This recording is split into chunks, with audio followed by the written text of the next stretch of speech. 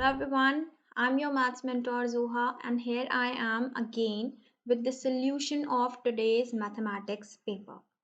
Students, आज का paper मैंने देखा, the level of the paper was very moderate. I don't think there was any question that was difficult. कोई भी difficult question नहीं था. पेपर का जो लेवल था, जैसा पेपर सेट किया गया है, वो बहुत मॉडरेट लेवल का था. बहुत सारे क्वेश्चंस इजी भी थे. इनफैक्ट मैंने तो ऐसे भी 2-3 क्वेश्चंस देखे जो हम लोगों ने अपने सैम्पल पेपर में और हम लोगों ने अपने चैप्टर की वीडियोस में कवर भी किए थे, है ना. तो क्वेश्चन की बात करें, लेवल की बात करें, तो बहुत मॉडरेट लेवल का पेपर था. And I wish and I hope to कि आप सबका पेपर बहुत अच्छा गया होगा. ओके, आई एम होपिंग कि सभी के फुल मार्क्स आने वाले हैं. ओके, चलिए देखते हैं आज का solution. This video is specifically for the solution, ताकि आप अपने आप को चेक कर सकें और जो गलतियां, जो मिस्टेक्स आपने की हैं, वेदर इट इज़ कैलकुलेटिव, और बिकॉज कैलकुलेशन आपका कोई नहीं देखने जा रहा, आपका सिर्फ ऑब्जेक्टिव था, तो आपके सिर्फ आंसर ही मैच करने चाहिए. सो अगर कुछ भी आपसे गलत हो गया है बाय मिस्टेक, तो आप उस मिस्टेक को आगे ना दोहराएं. ओके, तो let's see the general instructions first. तो ये कुछ आपके जनरल इंस्ट्रक्शंस थे जिनके बारे में हम पहले से भी जानते हैं कि देयर विल बी 3 सेक्शन आए थे आपके. क्वेश्चन 1 to 20 जिसमें से आपको 16 अटेम्प्ट करने थे. Okay, here then section B में आपको 20 में से 16 अटेम्प्ट करने थे. ठीक है, और अगर किसी ने ये ध्यान में नहीं रखा है कि 16 की जगह पूरे 20 कर दिए हैं, तो आपके फर्स्ट 16 क्वेश्चन ही सही माने जाएंगे. अब उसमें अगर आपने कुछ गलत कर दिया होगा तो वो आपका रॉन्ग भी हो जाएगा. ठीक है, तो ये चीज़ अगर आज किसी ने कर दी है तो आगे के पेपर में बहुत ध्यान रखिएगा. ठीक है, सेक्शन सी में आपके 2 केस स्टडीज थे, जिसमें से आउट ऑफ 5, मतलब एक केस स्टडी में 5 क्वेश्चन, तो उसमें से आपको 4 को ही अटेम्प्ट करना था. Similarly for the second case studies, तो all total in section C you have to attempt 8 question. 8 करना था आपको अटेम्प्ट. ठीक है, और बात करें तो सभी क्वेश्चन आपके 1-1 मार्क्स के थे और कोई भी निगेटिव मार्किंग नहीं थी. This is very important point I would say, कि निगेटिव मार्किंग को ध्यान में रखना बहुत ज़रूरी होता है. अगर आपके क्वेश्चन पेपर में ये बोल दिया जाए कि निगेटिव मार्किंग है, ठीक है, तो नहीं थी, तो so you don't need to worry. गलत करो, सही करो, सही के मार्क्स मिलेंगे, गलत के कोई मार्क्स नहीं कटेंगे. ठीक है, तो चलिए देखते हैं सेक्शन ए में हमारा फर्स्ट क्वेश्चन क्या था. So first question is the exponents of 5 in the prime factorization of 3750. तो अब आपको यहाँ पे क्या निकालना है, 3750 के प्राइम फैक्टर्स निकालने हैं. चलिए निकाल लेते हैं. 2 से डिवाइड करते हैं इसको. So this is 2 8 16. ओके, 2 7 14, 2 5 10. ठीक है ना, इसको 3 से डिवाइड करते हैं. 2 से डिवाइड होगा नहीं, ये हो जाएगा 6 2 5. ठीक, अब आप जानते हो ये 625 किसका है, ये 5 की पावर 4 होती है. ठीक है, चलिए डिवाइड कर लेते हैं, वैसे कोई ऐसा इशू नहीं है. डिवाइड कर लेते हैं यहाँ पे 5 से. तो ये हो जाएगा आपका 25, then again you have 5, then again you have 5. ठीक है, तो कितने प्राइम फैक्टराइजेशन 3750 की बात करें तो 3 फैक्टर्स हैं prime factors. 1 is 2, another is 3 and 5, जिसकी पावर है 4. ओके, यहाँ पे पूछ रहा है 5 का एक्सपोनेंट बताइए. 5 का एक्सपोनेंट क्या है, 4. So option number B was the correct answer for this question. Okay, so let's see the second question. The graph of a polynomial px cut the x-axis at 3 points and touches it at 2 other points. Question कह रहा है कि x-axis को 3 points पे cut करती है and touches it. So where what is it here? यहाँ पे it कौन है, यहाँ पे it x-axis की बात हो रही थी, इसका मतलब ये it जो है वो x-axis ही है. तो एक्स एक्सिस को 2 अदर पॉइंट्स पे भी कट करती है. तो जब हम जीरोस निकाल रहे हैं एक्स एक्सिस के, यानी कि जो ग्राफ की इक्वेशन है वो एक्स वेरिएबल के उसमें है, तो एक्स एक्सिस के जितने भी पॉइंट्स पे ग्राफ कट कर रहा होगा वो सारे उसके जीरोस होंगे. तो इसका मतलब 3 और 2 इन दोनों को हम ऐड कर देंगे. So how many zeros, 5 zeros are there for this particular question और पर्टिकुलर पोलिनोमियल ग्राफ. ठीक है, सो चलिए थर्ड क्वेश्चन देखते हैं. The values of X and Y satisfying the two equations 32. This is the polynomial, this is 2 equations given to you. Okay, linear equations. बोल रहा है x और वाई की वैल्यू बताओ. तो देखिए, इसको सॉल्व करने के 2 तरीके थे आपके पास. पहला तो आप इन दोनों इक्वेशन को साइमल्टेनियसली सॉल्व कर लेते और एक्स और वाई की जो वैल्यू आती है उस ऑप्शन को टिक कर देते. दूसरा तरीका ये था कि आप इन्हीं 4 ऑप्शंस को उठा के 1 बाय 1 इन इक्वेशन में रखो. जिस इक्वेशन में एलएचएस आरएचएस के बराबर आ जाएगा जिस ऑप्शन से, वही ऑप्शन आपका क्या हो जाएगा, राइट हो जाएगा. तो सबसे पहले हम क्या देखते हैं, हम फर्स्ट ऑप्शन से देखते हैं 1 2. ठीक है, चलिए रखते हैं. फर्स्ट इक्वेशन में क्या हो जाएगा, -32 और ये हो जाएगा +66. ठीक, क्या आंसर आया, 34. क्या ये आपके आरएचएस के बराबर है, तो यस, आप देख रहे हो यहाँ पे राइट हैंड साइड वाला भी 34 ही है और लेफ्ट हैंड साइड में भी आपका क्या है 34. तो इसका मतलब फर्स्ट ऑप्शन ही आपका जो है वो सही आ गया। तो अब एक आ गया, ऑब्जेक्टिव है तो जाहिर है तीनों बचे हुए तीनों में से कोई और सही हो नहीं सकता। तो द फर्स्ट इज राइट। ठीक है, नेक्स्ट देखते हैं। If A B and C these are the three coordinates, three vertices of an equilateral triangle. आपको पता है कि ये इक्विलेटरल ट्रायंगल के तीन वर्टिसेस हैं। तो चलिए ड्रॉ करते हैं equilateral triangle. This is A, this is B and this is C. ये हो जाएगा आपका 3k, बी हो जाएगा आपका 0 0 और ए हो जाएगा आपका 3 अंडर रूट 3। तो ये तीनों ही आपके इक्विलेटरल ट्रायंगल हैं। तो वैल्यू ऑफ के आपको फाइंड आउट करनी है। ठीक है, कि इस इक्वेशन, इस पर्टिकुलर ट्रायंगल के लिए के क्या होगा। ठीक, अब आपको पता है कि के क्या कैसे निकाल सकते हैं। डिस्टेंस तीनों में बराबर होगी। ठीक है, तो हम मान लेते हैं कि ये d1 है, ये d2 है, यहाँ की डिस्टेंस d3 है। Now since this is an equilateral triangle, so d1 will be equal to d2 will be equals to d3। तो आप कोई दो डिस्टेंस निकाल लो। चलो हम इधर वाली निकाल लेते हैं। ठीक है, let me change the colour. चलिए यहाँ पे डिस्टेंस d1 निकाल लेते हैं। क्या होता है 3 माइनस 1 0। ठीक है, 3 माइनस 0 3 का स्क्वायर 9 हो जाएगा। Then under root 3 minus 0 under root 3 का स्क्वायर 3 हो जाएगा। ठीक, सो ये टोटल आपका क्या आ गया अंडर रूट 12। अब ये इधर से डिस्टेंस निकाल लीजिए। क्या हो जाएगा 3 माइनस 0 3 होगा, 3 का स्क्वायर 9 और ये हो जाएगा k का स्क्वायर। ठीक, so this under root 12 is equal to under root 9 plus k square. यहाँ से हम रख देते हैं d1 is equal to d2, तो under root 12 is equal to under root 9 plus k square. अब यहाँ से अंडर रूट कैंसिल हो गया। आपको क्या मिला 12 माइनस 9 इक्वल्स टू के स्क्वायर। ठीक है, 12 माइनस 9 क्या होता है 3, तो के स्क्वायर क्या आ गया आपका 3 के बराबर। से यहाँ से आपको के क्या मिल गया students under root 3। Okay, so which option, option number, अब यहाँ पे ऑप्शन की बात आ रही है अंडर रूट 3, तो माइनस अंडर रूट 3। क्यों, क्योंकि जो आपका स्क्वायर रूट होता है, ठीक है, वो किस में होता है प्लस और माइनस। ये मैं आपको पहले भी बता चुकी हूँ। ठीक है, जब मैंने आपको वीडियोस पढ़ाए थे, डिटेल में आपको क्वेश्चंस के बारे में समझाया था, तब मैंने बताया था स्क्वायर रूट में वैल्यू प्लस माइनस 3 होती है। अच्छा, क्यों होती है ये भी देख लेते हैं। ये वाला पॉइंट देखिए यहाँ से। ठीक, यहीं पे समझा देते हैं। के स्क्वायर माइनस 3 इक्वल्स टू 0 हम इसको ऐसे लिख सकते हैं।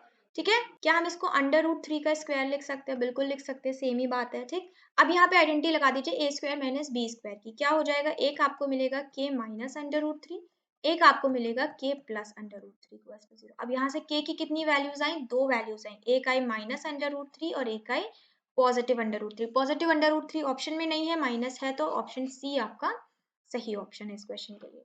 नेक्स्ट क्वेश्चन देखते हैं। In the figure DE is parallel to BC। ये दोनों लाइंस आपकी क्या है, पैरेलल है। AD की डायमेंशन दी गई है, DB की डायमेंशन दी गई है। ठीक है, और बोला गया है कि ट्रायंगल AR, रेशियो ऑफ आपको निकालना है ABC ट्रायंगल का और ADE किसका निकालना है, ट्रायंगल ABC का रेशियो ट्रायंगल ADE से। Okay, just a second. हाँ, इसका आपको रेशियो निकालना है। ठीक, अब आप जानते हो जब ये दोनों पैरेलल हैं तो जो रेशियो होता है ट्रायंगल का एरिया का, ठीक है, यहाँ पे एरिया की बात करी गई है, ये देख रहे हो AR लिखा हुआ है, सो एरिया ऑफ लिख देते हैं, अदरवाइज हमें नहीं समझ में आएगा। वरना दोनों ट्रायंगल में क्या निकालेंगे, जाहिर है पेरीमीटर या एरिया में से कुछ। सो एरिया का आप क्या जानते हो कि उनके करस्पॉन्डिंग साइड्स के रेशियो के स्क्वायर के बराबर होते हैं। तो दो साइड्स के बारे में तो आपको दिया ही गया था। इसमें आप AB ले लीजिए इसका स्क्वायर, नीचे वाले में आप AD ले लीजिए इसका स्क्वायर। अब AB क्या हो जाएगा, दोनों को ऐड कर दीजिए, 3 + 2 क्या हो जाएगा 5 का स्क्वायर यानी 25। AD क्या हो जाएगा 2 का स्क्वायर यानी 4। तो 25/4 is the ratio of area of triangle ABC to ADE। Which option? Option. So next question देखते हैं students. If cot theta is equals to 1 upon under root 3, the value of this and this। ठीक है, question बोल रहा है cot theta की value. अब आपको 1 upon under root 3 से टेबल याद आ गई होगी। ठीक है, cot theta 1 upon under root 3 के बराबर कब होता है। अब इसके लिए आप tan theta को याद करो, tan theta का उल्टा, बिकॉज मैंने आपको cot theta नहीं बोला, मैंने बोला tan sin और cos को बस याद रखिएगा, उसका उल्टा करके हम बाकी निकाल सकते हैं। ठीक है, अब देखिए अगर हम tan की बात करें तो इसका मतलब ये tan जिस पे अंडर रूट 3 होता होगा ये उसका उल्टा है।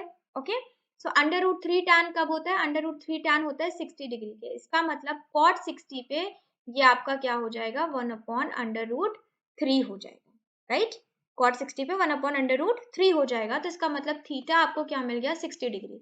अब यहाँ पे आप रख दो 60 डिग्री, सेक स्क्वायर 60 डिग्री की वैल्यू और कोसेक स्क्वायर 60 डिग्री की वैल्यू। नाउ सेक 60 के लिए cos 60 याद करिए, cos 60 पे क्या होता है आपका 1 अपॉन 2।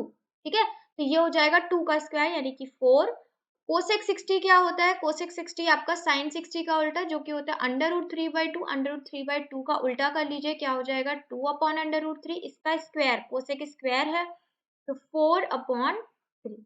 ठीक है, अब इसका हम निकाल लें क्या एलसीएम करके, तो ये हो जाएगा आपका 12 प्लस 4/3, दिस विल बी 16/3। इसको और सिंप्लीफाई कर ले तो this is 5 whole 1/3, option number D.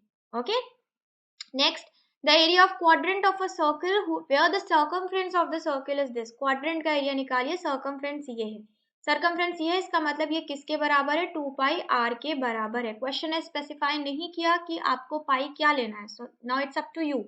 तो रेडियस निकाल लेते हैं, 176/2 पाई मतलब 22, 7 ऊपर चला जाएगा। ठीक है, डिवाइड कर लीजिए 11 से 2 और ये हो जाएगा 16 टाइम्स, नाउ दिस इज 4, ये डिवाइड हो जाएगा 4, तो आर आपका आ गया 28 मीटर। अब आपको एरिया ऑफ क्वाड्रेंट निकालना है। Now you know that area of quadrant is 1/4 of the area of circle. So quadrant का एरिया निकाल लेते हैं हम, क्या हो जाता है pi R square by 4। Okay, pi R square by 4। Now pi is 22/7, R is 28 upon 1/4। ठीक है, चलिए डिवाइड कर लीजिए, this will be divisible and 4 से 4 डिवाइड हो जाएगा। अब आप क्या करिए, अब आप 28 को 22 से मल्टीप्लाई कर लीजिए। ठीक, अब इसको मल्टीप्लाई करने के लिए हम क्या कर लेते हैं, थोड़ा सा रफ में सॉल्व कर लेते हैं। ये हो जाएगा आपका 56 प्लस 56, ठीक है 616। तो ऑप्शन आप क्या हो गया 616 metre square, that means option number C. Okay, next, for an event E, this is given to you that this probability of happening of an event and non happening of an event, तो इन दोनों का सम है x। अब हमने पढ़ रखा है कि अगर किसी भी प्रोबेबिलिटी चैप्टर में कि अगर इवेंट होता है और नहीं होता है तो इनका सम किसके बराबर होता है 1 के बराबर, और यहाँ क्या दिया है x के बराबर। तो हमें इन दोनों से क्या मिला, ये फर्स्ट इक्वेशन है, ये सेकेंड इक्वेशन है। so from first and second what we get that x is equals to 1। okay, from first and second we get that x is equals to 1। now keep the value of x over here, it will be 1 cube minus 3, 1 minus 3, ये क्या हो जाएगा -2, which option, option number A। okay, now next is, what is the greatest possible speed at which a girl can walk 95 meter 171 meter in an exact number of minutes। ठीक है, greatest possible speed, तो आपको यहाँ पे क्या निकालना था, आपको यहाँ पे हाईएस्ट कॉमन फैक्टर निकालना था। ठीक है, तो आपको यहाँ पे हाईएस्ट कॉमन फैक्टर निकालना था। चलिए निकाल लेते हैं, 171 और 95 का फैक्टर। ठीक, ये किससे डिवाइड हो जाएगा आपका, अगर हम ऑप्शन से सॉल्व करने का सोचे तो 17 के टेबल में आपका 95 आता है, नहीं आता है, सो 17 ऑप्शन नहीं होगा। 19 से चेक कर लेते हैं, 19 के टेबल में आता है, तो 19 5 आपका होता है। ठीक है, 19 5 95 और 19 9 ये आपका हो जाता है, सॉरी मैंने यहाँ पे 95 नहीं 5 लिखना था। ओके, सो 19 9 आपका हो जाता है ये। ठीक है, अब ये कॉमन फैक्टर कोई है 5 और 9 का, नहीं, तो आपका एचसीएफ आ गया 19। ठीक है, इसका मतलब 19 मीटर पर मिनट की स्पीड से अगर वो चलती है तो इन दोनों को, ठीक है, इन दोनों ही मीटर को कवर कर लेगी। ठीक, ग्रेटेस्ट पॉसिबल स्पीड पूछी गई थी ताकि वो इतना वॉक कर सके एग्जैक्ट नंबर ऑफ मिनट्स में। ठीक है, तो सेम मिनट्स में इतने कवर कर लेगी वो। ओके, बाकी ऑप्शंस आप चेक कर सकते हैं, 23 की टेबल में 95 नहीं आता, 13 की टेबल में 95 आता है, बिल्कुल नहीं आता है। ठीक है, सो सिर्फ आपको ऑप्शन नंबर बी सही है। Now next question 10. In the figure, the graph of a polynomial px is shown to you. The number of zeros of px, तो देख लो px x कहाँ पे कट रहा है, 1 2 and 3. So how many 0? 3 zeros are there. Okay. Next, two lines are given to be parallel. The equation of one line is this. The equation of second line. Question कह रहा है कौन सी line होगी इसके parallel। अब आप जानते हो parallel में सब कुछ same रहता है, सिर्फ intercept का difference होता है। ठीक है, क्योंकि पैरेलल की कंडीशन हम लोगों ने क्या पढ़ रखी है, पैरेलल की कंडीशन ये होती है कि पैरेलल का कोई सोल्यूशन नहीं होता, और जिसमें नो सोल्यूशन होता है उसमें a1/a2 b1/b2 के बराबर होता है, बट c1/c2 के बराबर नहीं होता है। ठीक है, चलिए किसी फर्स्ट इक्वेशन से उठाते हैं। फर्स्ट इक्वेशन में देखें, अगर हम फर्स्ट इक्वेशन से इसको सेटिस्फाई कराने की कोशिश करें, अभी हमने ऑप्शन नंबर ए लिया हुआ, तो क्या हो जाएगा 3/9, दूसरा क्या हो जाएगा -2/8, और लास्ट हो जाएगा आपका 5/7। ठीक है, इसको चेक करिए, ये हो जाएगा 1/3, ये हो जाएगा 1/4, ये इक्वल टू नहीं आ रहा है, इसका मतलब ये कंडीशन सेटिस्फाई नहीं हो रही, फर्स्ट ऑप्शन गलत है। सेकेंड ऑप्शन पे आ जाइए, बी ऑप्शन को चेक कर लेते हैं, तो ये हो जाएगा 3/-12, उसके बाद हो जाएगा आपका -2 अपॉन -8। अब यहीं पे देख लो, एक निगेटिव एक पॉजिटिव बराबर नहीं होगा, बी ऑप्शन भी गलत। सी ऑप्शन पे आ जाते हैं, ये हो जाएगा 3 अपॉन -12, दूसरा ऑप्शन हो जाएगा -2/8, तीसरा ऑप्शन हो जाएगा आपका, तीसरा मतलब रेशियो हो जाएगा यहाँ पे क्या 5/7। ठीक है, चलिए अब देख लीजिए यहाँ पे क्या ये हो जाएगा, ये हो जाएगा 1 अपॉन -4, ये भी हो जाएगा 1 अपॉन -4 या -1/4, एक ही बात है। तो ये दोनों बराबर हो गए, लेकिन लास्ट वाले से बराबर नहीं हो रहा। So which option, option C is the right option. ये वो पैरेलल इक्वेशन है जिसपे ये कंडीशन आपकी पैरेलल की सेटिस्फाई हो रही है, बिकॉज पैरेलल का कोई सोल्यूशन नहीं होता। अब चाहे आपने इसको नो सोल्यूशन से याद रखा हो या पैरेलल से याद रखा हो, इट्स अप टू यू। ठीक है, ऑप्शन सी राइट ऑप्शन है इस क्वेश्चन का। नेक्स्ट देखते हैं, three vertices of a parallelogram are this and this, then find the fourth vertex. अब ये क्वेश्चन हमने अपने सैंपल पेपर में भी किया था, तो जिन बच्चों ने सैंपल पेपर की वीडियो देखी होगी उन्होंने ये क्वेश्चन बिल्कुल कर लिया होगा और बहुत इजीली कर लिया होगा। चलिए देखिए, ए बी सी और डी। ठीक है, ए क्या हो जाएगा 1/4, बी क्या हो जाएगा -2 3, ठीक है, सी क्या हो जाएगा 5 और 8, ठीक, जस्ट अ सेकेंड, और डी मान लेते हैं x और y। ठीक है, अब मैंने आपको पढ़ाया पैरेललोग्राम की प्रॉपर्टी से इसको करना है, हम डिस्टेंस से करेंगे बहुत लंबा हो जाएगा, 4 इक्वेशंस बनेंगे, इसको सॉल्व करना पड़ेगा, कम से कम 10 मिनट ले लेगा। अगर किसी ने उस मेथड से किया होगा उसे आइडिया होगा। मैंने आपको कैसे बताया था, आपको पता है कि जो डायगोनल्स होते हैं वो एक दूसरे को बाइसेक्ट करते हैं, तो इसका मतलब अगर ये बाइसेक्ट करते हैं तो जो मिड पॉइंट होगा वो सेम होगा दोनों डायगोनल्स का। ठीक है, तो हम मान लेते हैं यहाँ पे कोई पॉइंट है, अब हम AC से पहले इस पॉइंट की वैल्यू निकालेंगे। ठीक, इसका कोऑर्डिनेट ले लेते हैं AB। ठीक है, सो हम AB निकालने जा रहे हैं फ्रॉम AC। ठीक है, AC डायगोनल से AB की वैल्यू फाइंड आउट करने जा रहे हैं। तो ये मिड पॉइंट फॉर्मूला लगा देंगे, बिकॉज मिड पॉइंट होता है परपेंडिकुलर बाइसेक्टर, बाइसेक्टर मतलब बिल्कुल बीचों बीच में काटेगा, परपेंडिकुलर मतलब 90। ओके, चलिए लगा दीजिए, क्या हो जाएगा 1 + 5/2। ठीक है, 1 + 5/2, दूसरा हो जाएगा 4 + 8/2। तो ये क्या आ गया 3, ये हो गया आपका 6, यानी कि ये जो कोऑर्डिनेट हमने लिया हुआ था ये क्या आ गया, ये आ गया आपका 3/6। चलिए लिख लेते हैं, ये हो जाएगा 3 और 6। ठीक है, अब यही मिड पॉइंट इन दोनों का मिड पॉइंट है ना, सेम ही तो होगा, बिकॉज ये भी इनका भी परपेंडिकुलर बाइसेक्टर यही पॉइंट है। चलिए अब हम आ जाते हैं अपने डायगोनल BD पे। ठीक, यहाँ हमें क्या पता है, यहाँ पे हमें ये पता है कि 3 6 जो है वो कैसे निकलेगा, क्योंकि मिड पॉइंट है तो वो निकलेगा x +-2/2 और y के लिए y +3/, हमने x के साथ किया तो हमें मिला 3 = x - 2/2। ठीक, यहाँ से आपको x की क्या वैल्यू मिल जाएगी, यहाँ से आपको x की वैल्यू मिल जाएगी 8। ओके, नाउ आपका y क्या मिल जाएगा, y का निकाल लीजिए, तो x = y +3/2। सो यहाँ से आपको y की वैल्यू क्या मिल जाएगी, अगर हम निकाले तो ये मिल जाएगी आपको 9। ठीक है, सो हमें क्या मिल गया, ये जो हमें कोऑर्डिनेट था ये मिल गया 8 और 9। सो कोऑर्डिनेट हमें मिल गया 8 और 9। अब आपको क्वेश्चन बोल रहा है the ordinate of the fourth vertex. ठीक है, अब आपको ये पता होना चाहिए ऑर्डिनेट किसे कहते हैं, तो स्टूडेंट्स ऑर्डिनेट होता है आपका क्या, y। ठीक है, x एब्सिसा होता है, मैं आपको बता दूं कि x को क्या कहते हैं, x को कहते हैं एब्सिसा। ओके, x को क्या कहते हैं, x को कहते हैं एब्सिसा। ठीक है, और y आपका होता है ऑर्डिनेट। ठीक है, और ये दोनों मिलके क्या बनाते हैं, कोऑर्डिनेट बनाते हैं। ठीक है, ये दोनों मिलके आपका क्या बनाते हैं, कोऑर्डिनेट बनाते हैं। ठीक है, तो यहाँ से क्वेश्चन आपसे पूछा ऑर्डिनेट, तो ऑर्डिनेट क्या है आपका, ये हो जाएगा 9। सो ऑप्शन नंबर बी आपका राइट ऑप्शन हो जाएगा। ठीक है, चलिए नेक्स्ट क्वेश्चन की तरफ चलते हैं। 13, ABC ट्रायंगल DEF के बारे में आपको कुछ बताया गया है कि FC के बराबर है। चलिए दो ट्रायंगल ड्रॉ कर लीजिए, अगर ये F है तो ये C है, ये दोनों बराबर है। BE के बराबर है, तो अगर ये B है, ठीक है, तो ये E के बराबर है ये। फिर आपको बोल रहा है, अब यहाँ क्या बचा, यहाँ A बचा आपका और यहाँ पे D बचा इसका। ठीक है, दो एंगल्स बराबर है तो इसका मतलब ट्रायंगल सिमिलर हो गए। आगे क्या बोल रहा है, जो AB है आपका वो हाफ DE है। ठीक है, कि अगर DE x है तो ये क्या है, ये x/2 है। Then the two triangles are, question बोल रहा है अब बताओ कि जो टू ट्रायंगल्स है इनमें से कौन सा ऑप्शन सही है। कॉन्ग्रुएंट है, सिमिलर नहीं। कॉन्ग्रुएंट कैसे हो सकते हैं, कॉन्ग्रुएंसी के लिए तो साइड भी एग्जैक्टली सेम होनी चाहिए।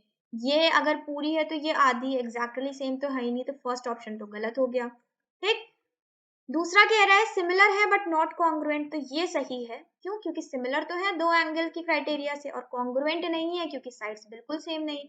तो ऑप्शन नंबर बी आपका यहाँ पे सही हुआ। सो नेक्स्ट क्वेश्चन है student, triangle ABC right angle at B, sine A is equals to 7/25, cos C की वैल्यू निकालनी है।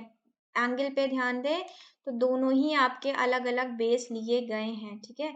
ये ट्रायंगल एबीसी है, ठीक है। यहाँ पे बोल रहा है sine A is equal to 7/25, मतलब ए एंगल को अभी बेस माना गया है। उसके बाद ये बोल रहा है हाइट अपॉन हाइपोटेन्यूज, ठीक है। साइन ए क्या होता है? Height upon hypotenuse. तो अगर ये बेस हो गया तो हाइट क्या हो गई? ये। हाइपोटेन्यूज क्या हो गया? ये, ठीक। नेक्स्ट आपसे पूछ रहा है कॉस सी पूछ रहा है, तो इसका मतलब जब कॉस की बारी आएगी तो हमें बेस किसको मान लेना है? सी को मान लेना है। यानी कि ये आपका बेस है, ये परपेंडिकुलर, कॉस सी क्या हो जाएगा? Base upon hypotenuse. तो बेस कौन है यहाँ पे? 7, हाइपोटेन्यूज कौन है? 25। फर्स्ट ऑप्शन ही सही है, ठीक है।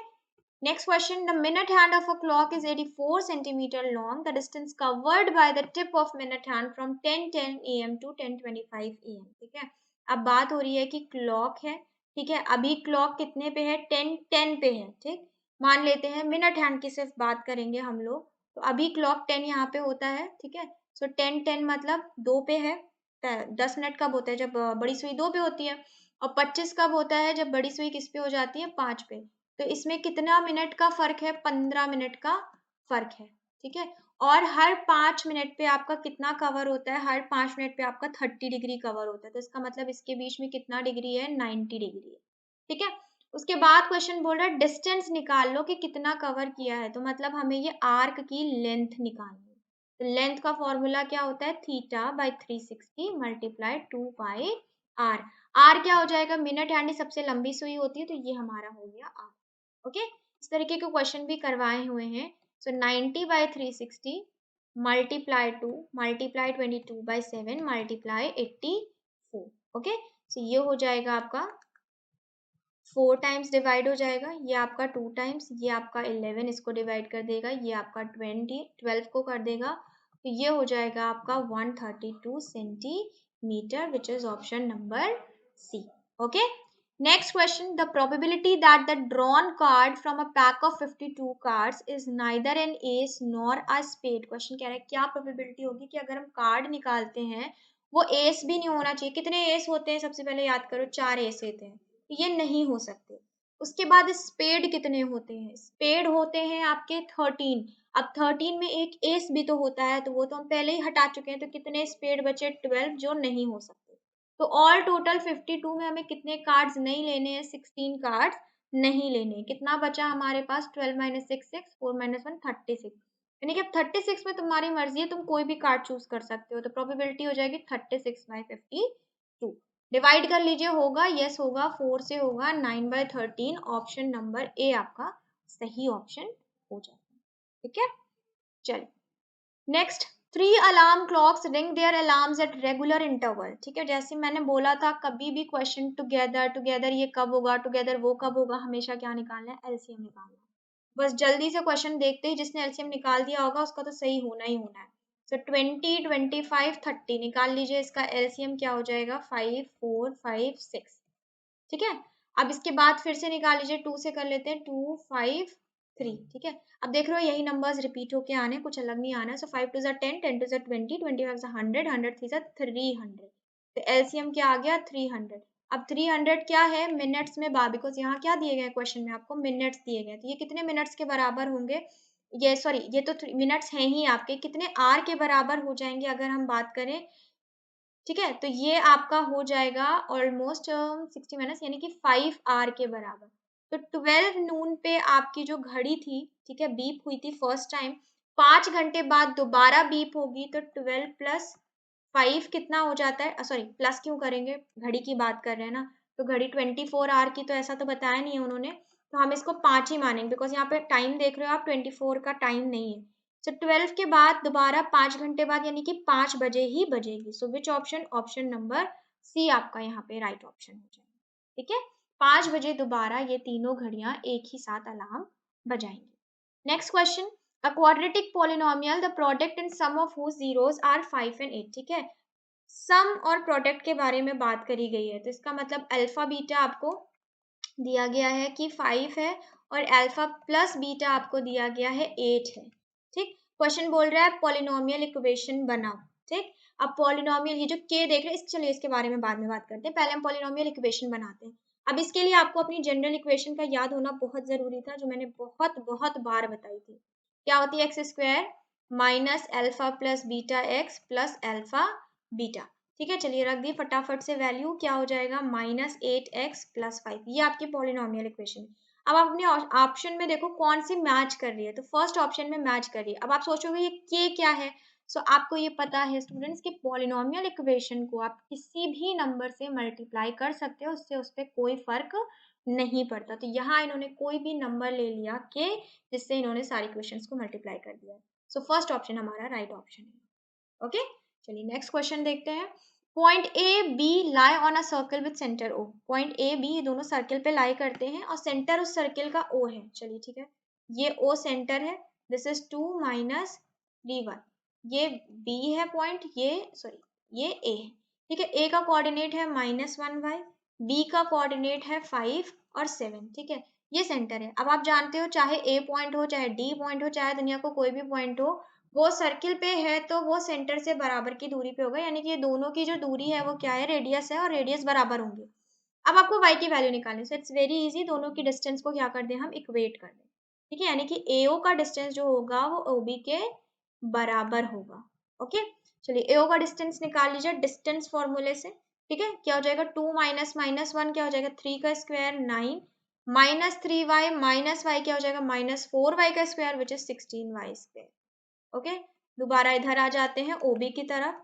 यहाँ पे निकालेंगे तो 5 माइनस 2 3 का स्क्वायर 9, 7 माइनस माइनस ये हो जाएगा 7 प्लस 3y का होल स्क्वायर। स्क्वायर रूट से स्क्वायर रूट कट गया, के बाद आपका 9 से 9 भी कट जाएगा। इधर आपका क्या बचा? 16y square. I don't know what's the problem with my pen today. 16y square, इसको आप आइडेंटिटी से ओपन कर लीजिए, ये हो जाएगा 49। ठीक है, ये हो जाएगा 9y स्क्वायर। ये और ये दूसरा तीसरा आपका कंपोनेंट क्या होगा? 2 7 2 3 6 7 42y। ठीक, now what we can see here, we can see that this is a type of quadratic equation which we need to solve. Okay, let's solve it.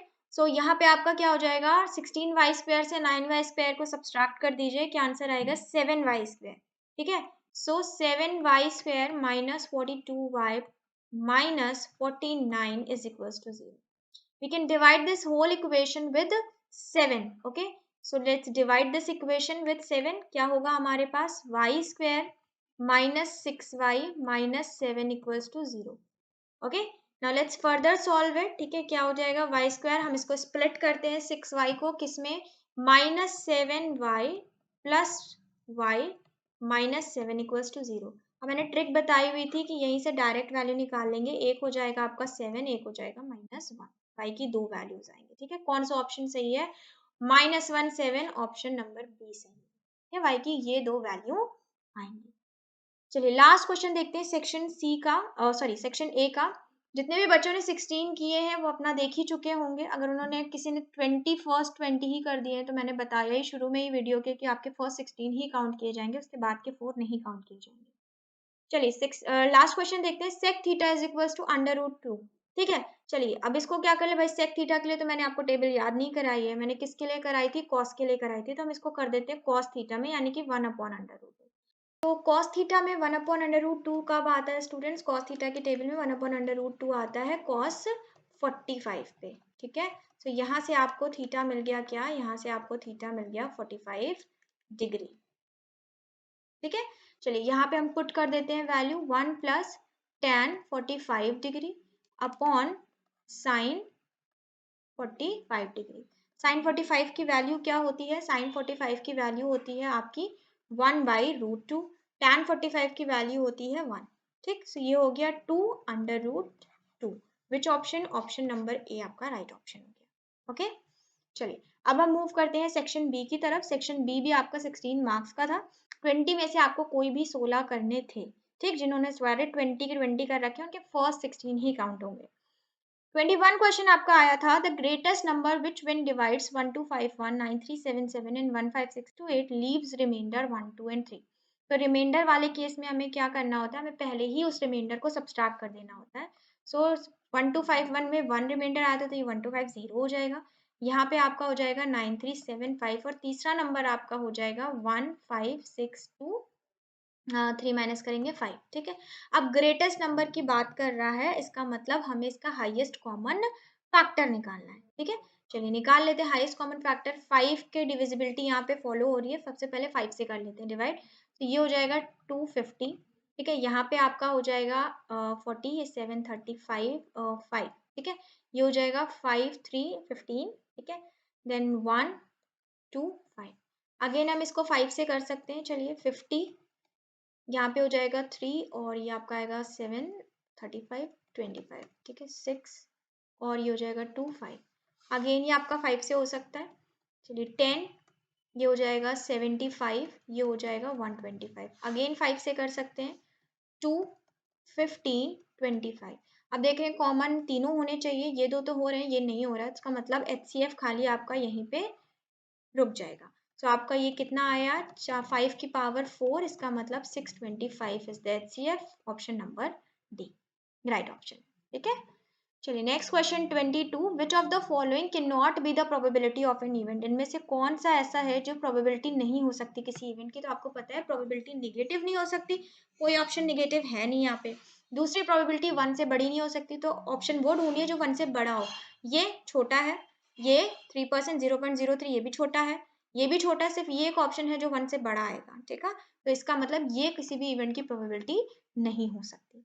Next question, the diameter of a car wheel is 42 centimeter. The number of complete revolution it will make in moving 132 km. It's a very easy question. आपको पता है एक revolution में circumference के बराबर distance cover होती है, ठीक है। चलिए तो हम सबसे पहले 1 revolution की distance निकाल लेते हैं कि अगर 1 revolution होगा तो distance कितनी cover होगी, circumference के बराबर, which is 2 by r. So 2 multiply 22 by 7. r यहाँ पे क्या है, diameter की बात करी गई है, ठीक है। डायमीटर की बात करी गई है तो रेडियस क्या हो जाएगा 21,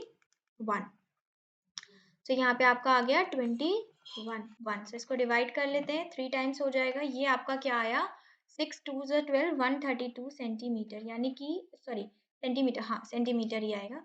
सेंटीमीटर इतना एक रिवॉल्यूशन में कवर हुआ है। सो 132 किलोमीटर का मतलब, इसका मतलब सबसे पहले तो हमें इसको सेम यूनिट बनानी पड़ेगी, डिफरेंट यूनिट्स तो ले नहीं सकते। तो 132 किलोमीटर को अगर हम चेंज करते हैं सेंटीमीटर में तो ये हो जाएगा, पहले तो आप 3 मीटर बनाओगे, फिर 2 जीरो लगाओगे, 100 लगाओगे आप सेंटीमीटर के लिए, तो ये हो जाएगा 10 टू दी पावर 5, ठीक है। सो अगर इतना किलोमीटर एक रिवॉल्यूशन में इतना कवर किया है तो इतने किलोमीटर कवर करने के लिए कितने लेने पड़ेंगे, डिवाइड कर दीजिए 132 से, इसका मतलब उसको कितने नंबर ऑफ रिवॉल्यूशंस लेने पड़ेंगे। सो नंबर ऑफ रिवॉल्यूशंस जो होंगे वो होंगे 10 raise to the power 5, okay. Question देखते हैं students 24, if theta is an acute angle and tan theta plus cot theta is equals to 2, then the value of sin cube theta plus cos cube theta, ठीक है। अब ये value आपको पता है और एक कंडीशन ये दी कि थीटा एक्यूट है यानी कि 90 से छोटा है, ठीक। अब आप जानते हो कि cot थीटा को हम क्या लिख सकते हैं, हम cot थीटा को लिख सकते हैं 1 upon tan theta is equals to 2, okay, ये लिख सकते हैं हम। अब इसका आप एलसीएम ले लीजिए, एलसीएम लेंगे तो क्या हो जाएगा tan square theta plus 1 minus 2 tan theta is equals to 0, ठीक है। ये आपको मिल गया यहाँ से। अब आप देख रहे हो ये जो इक्वेशन है ये क्या है, ये आइडेंटिटी के सिमिलर है। किस आइडेंटिटी के, अगर हम इसको tan थीटा माइनस 1 स्क्वायर कर दें तो ये सेम है, आइडेंटिटी ओपन होके इसी फॉर्म में ओपन होगी, ओके। तो यहाँ से आपको tan थीटा क्या मिल गया, यहाँ से आपको tan थीटा मिल गया 1। अब tan थीटा 1 कब होता है, थीटा इज इक्वल्स टू 45, ठीक। तो यहाँ पे आप क्या करिए, अब आप थीटा की वैल्यू मिल गई तो ये हो जाएगा आपका साइन क्यूब 45 डिग्री, ठीक है, plus cos cube 45 degree, okay. अब आपको वैल्यू बस पता होनी चाहिए, अगर आपको वैल्यू पता होगी तो आप इस इक्वेशन को सॉल्व कर ले जाएंगे। साइन 45 भी 1 अपॉन रूट 2 होता है, इसका क्यूब कर ले। कॉस 45 भी 1 अपॉन रूट 2 होता है, इसका क्यूब कर ले, ठीक है। क्या हो जाएगा ये हो जाएगा 1 अपॉन 2 रूट 2, ये हो जाएगा 1 अपॉन 2 रूट 2, ऐड कर लीजिए 2 अपॉन 2 रूट 2, 2 से 2 कैंसिल आउट हो गया, आपके पास क्या बचा आंसर 1 अपॉन रूट 2। सो 1 अपॉन रूट 2 आपका आंसर हो गया। अब आप देख रहे हो यहाँ पे कोई भी ऑप्शन आपको 1 अपॉन रूट 2 से मैच नहीं कर रहा है। क्यों नहीं कर रहा है, बिकॉज आपको पता है कि न्यूमरेटर में जब भी आपका क्या हो रैशनल नंबर हो, इरैशनल नंबर हो, तो हम उसे क्या करेंगे, रैशनल बनाएंगे, मल्टीप्लाई, रैशनल तो नहीं बनाएंगे, मतलब हम नीचे डिनोमिनेटर से अंडर रूट को हटा देंगे, इसके लिए हम रैशनलाइज कर देते हैं, तो ये क्या हो जाएगा, अंडर रूट 2/2। ये आपका फाइनल आंसर है, जो कि है आपका option number C. So next question है हमारा, the ratio in which this line divides the line segment joining these 2 points. Question कह रहा है 2 पॉइंट्स हैं आपके, एक है 2 7 और ये है आपका 1 3, ठीक है। इसको एक लाइन से ये डिवाइड हो रहे हैं के रेशियो 1 में, क्योंकि रेशियो आपको पता नहीं तो आप के रेशियो 1 मानोगे, और इस लाइन की इक्वेशन है 3x + y - 9 = 0। ये आपकी लाइन की क्या है, इक्वेशन है। आगे क्वेश्चन क्या कह रहा है कि आपको रेशियो फाइंड आउट करना है, तो चलिए सबसे पहले हम रेशियो फाइंड आउट कर लेते हैं, और इस पॉइंट को हम मान लेते हैं एक्स वाई, ठीक, बिकॉज हमें पता नहीं है तो हम मान लेते हैं एक्स वाई। अब हमने एक्स वाई ही क्यों माना, बिकॉज इस लाइन की इक्वेशन में जो आपके पॉइंट्स है वो एक्स वाई है, इसलिए हमने इसको सेम पॉइंट्स को ही माना है। क्यों, क्योंकि ये पॉइंट इसी लाइन की इक्वेशन पर लाई कर रहा है। चलिए यहाँ से हम अपना जो सेक्शन फॉर्मूला है वो लगा देते हैं। क्या हो जाएगा, एक्स वाई का कोऑर्डिनेट अगर हम निकालें तो क्या मिलेंगे हमें, आपको पता है m1 x2 यानी कि k × 2 + 1 × 1 अपॉन k + 1, कॉमा दूसरा क्या हो जाएगा, k × 7 यानी कि m1/2 + 1 × 3 अपॉन k + 1, ठीक है। अब यहाँ से आपको x का कोऑर्डिनेट मिल गया, y का कोऑर्डिनेट मिल गया, ये x और y के कोऑर्डिनेट सिंप्लीफाई फॉर्म में चलिए लिख लेते हैं, एलिमिनेट करके कि x क्या है, तो ये हो गया 2k + 1 अपॉन k + 1, ठीक है।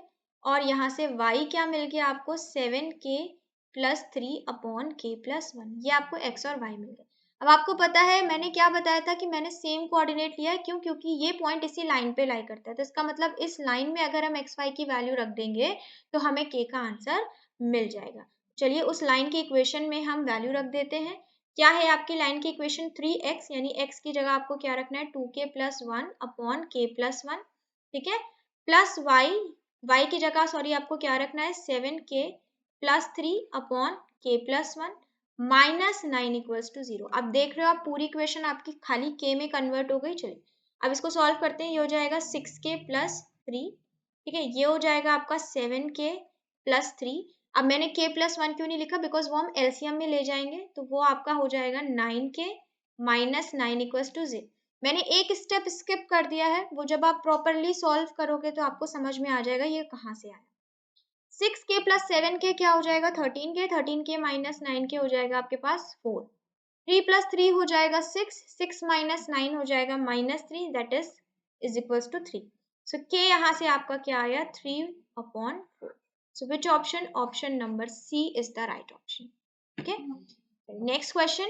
If x - 1 is a factor of this polynomial and a + b is equals to 4, then a की और b की वैल्यू आपको दी गई है। अब अगर x - 1 इसका फैक्टर है, इसका मतलब x - 1 अगर फैक्टर है तो x इज इक्वल टू क्या आ गया, 1, यानी कि 1 रखने पे ये वैल्यू आपका, ये इक्वेशन आपको 0 आंसर देगी, बिकॉज फैक्टर है, फैक्टर कंप्लीटली डिवाइड करता है, तो 1 रखने पे आपका क्या इक्वेशन बन जाएगी, चलिए चेक कर लेते हैं। ये हो जाएगा 1 पे 1 प्लस a × 1 का स्क्वायर, तो 1 ही होगा, प्लस 2b, और ये आपको पता है 0 हो जाएगा, because 1x - 1 is a factor. अब यहाँ से आपको एक कंडीशन ये मिल गई क्या, कि a + 2b is equals to -1। दूसरी आपको क्वेश्चन ने दे रखी है क्या, a + b is equals to 4। इन दोनों इक्वेशन से हम निकाल लेंगे a और b की वैल्यू को, ठीक है। अब आपके पास दो मेथड्स हैं, चाहे आप एलिमिनेशन इस्तेमाल करो, चाहे आप सब्स्टिट्यूशन इस्तेमाल करो, वट एवर यू वॉन्ट। हम क्या कर रहे हैं, हम एलिमिनेट करें, पूरी इक्वेशन में से a को एलिमिनेट कर दे रहे हैं। सो ये आपके पास बचा b, ये हो गया -5, ठीक है। अब यहाँ से a की वैल्यू निकालो किसी भी इक्वेशन में पुट करके, तो ये हो जाएगा आपका 4 + 5, यानी a आ गया 9, ठीक है। कौन सा ऑप्शन सही है, ये ऑप्शन आपका b सही ऑप्शन है।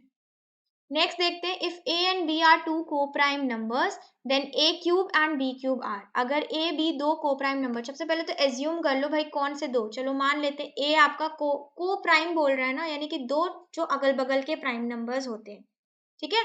सो हम मान लेते हैं a है 2 और b है 3, these two are co-prime numbers। Then a का क्यूब कर लो, तो a का क्यूब क्या हो जाएगा, 8 हो जाएगा, ओके। a का क्यूब हो गया 8, b का क्यूब क्या हो जाएगा, b का क्यूब हो जाएगा 27। r क्वेश्चन बोल रहा है को प्राइम, नॉट को प्राइम, इवन और ऑड, ठीक। फिर से पढ़ लीजिए, क्वेश्चन कह रहा है ए और बी दो को प्राइम है, then A cube and B cube are. अब 8 और 27 क्या है, क्या ये को प्राइम नंबर्स हैं? ठीक है, 8 और 27 आपके को प्राइम नंबर, देखिए प्राइम तो नहीं है, 8 प्राइम नंबर नहीं होता, 27 भी प्राइम नंबर नहीं होता, तो को प्राइम का तो सवाल ही नहीं होता, पहला ऑप्शन गलत। दूसरा नॉट को प्राइम, तो को प्राइम नहीं है। तीसरा चेक कर लेते इवन, तो बीट क्यूब 27 इवन नहीं है, तो ये भी गलत हो गया।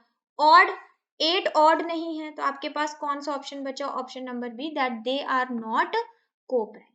ओके, चलिए नेक्स्ट क्वेश्चन।